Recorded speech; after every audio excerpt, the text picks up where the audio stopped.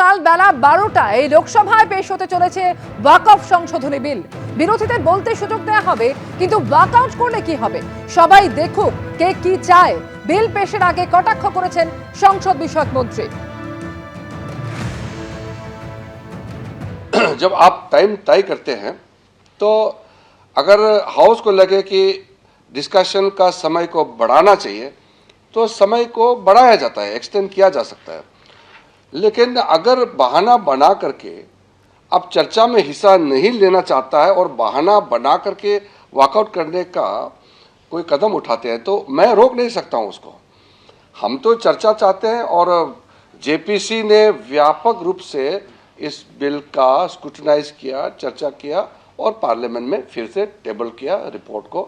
फिर कैबिनेट ने इसको जांच करके अच्छा से इसमें जो प्रोविजंस है उसको देख करके फिर से आज हम बिल को लाने का बात कर रहे हैं। हर पॉलिटिकल पार्टी को अपना मत रखने का अधिकार है और देश सुनना चाहता है कि किस पॉलिटिकल पार्टी वक्फ अमेंडमेंट बिल में क्या पोजीशन रखता है, ये सुनना चाहता है। যে খবরে চোখ রাখবো, বাগুইআটিতে বার ডান্সারের রহস্য মৃত্যু। অভিজাত আবাসনে 3 তলার ফ্ল্যাট থেকে তার দেহ উদ্ধার করা হয়েছে। গতকাল রাতে বন্ধুর জন্মদিনের পার্টি চলছিল ফ্ল্যাটে এবং সেখানে কেবলমাত্র ওই বার ডান্সার এবং তার বন্ধু ছিলেন।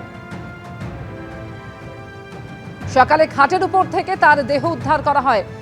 আরো জানবো ঘটনার সম্পর্কে। সত্যজিৎ বৈদ্য রয়েছেন আমাদের সঙ্গে টেলিফোন লাইনে। সত্যজিৎ, পুলিশ সূত্রে কি জানা যাচ্ছে, কিভাবে মৃত্যু হয়ে থাকতে পারে?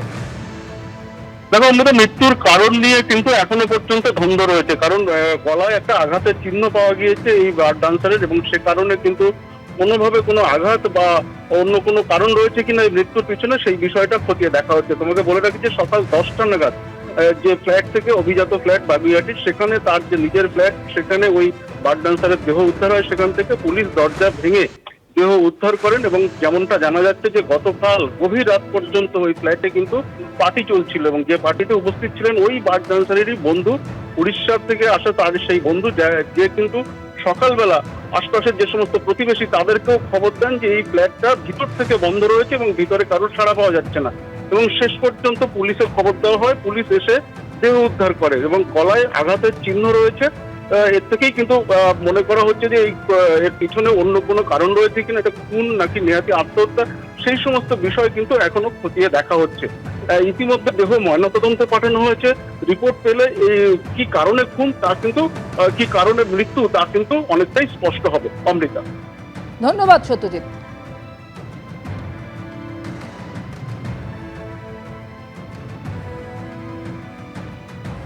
বাগুইআটিতে বার ডান্সারের রহস্য মৃত্যু। অভিজাত আবাসনের 3 তলার ফ্ল্যাট থেকে তার দেহ উদ্ধার করা হলো। গতকাল রাতে বন্ধুর জন্মদিনের পার্টি চলছিল ফ্ল্যাটে এবং সেখানে কেবলমাত্র ওই বার ডান্সার এবং তার বন্ধু ছিলেন। সকালে খাটের উপর থেকে তার দেহ উদ্ধার করা হয়।